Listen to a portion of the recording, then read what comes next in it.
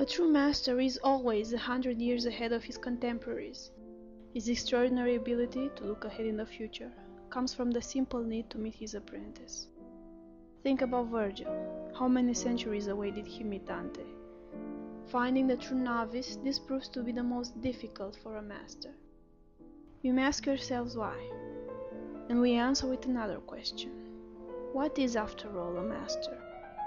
What exactly makes the difference between his work and the work of his contemporaries?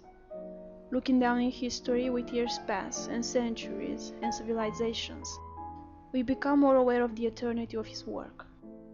A master comes from the future, with notions from the future, with an apprentice existing somewhere in the future, with a completely different behavior from that of his contemporaries. The master is someone from the future, doomed to live his days in the present. If we take a look at Dante's Inferno, we can easily notice that the damned don't seem to resent to their fate. The true banishment is not the sentence in itself, but the inefficiency of the struggle to escape it. We can speculate that Virgil's appearance in this place is not accidental, him being one of the damned. The most obvious in this regard is the 10th song. As most of us already know, the 10th song revolves around three characters: the damned, rising from the grave with his eyes forward, the novice, and the master.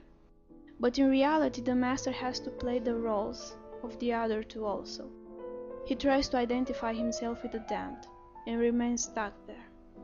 Like the damned, the master becomes a visionary, and can look clearly into the future.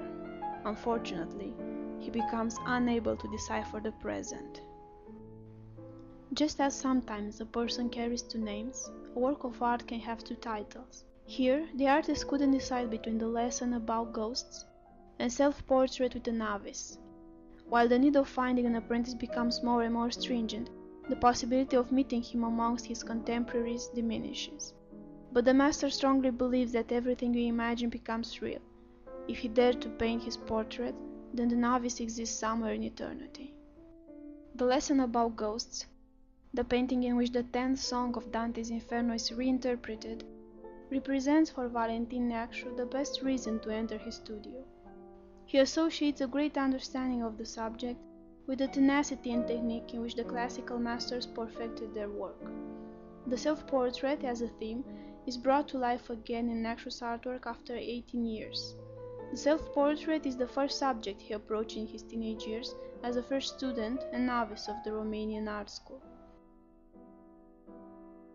Today, while he prepares the canvas and his next theme, Neacsu has both the experience of the hesitant novice and the conscience of the wise master convinced of his historic mission.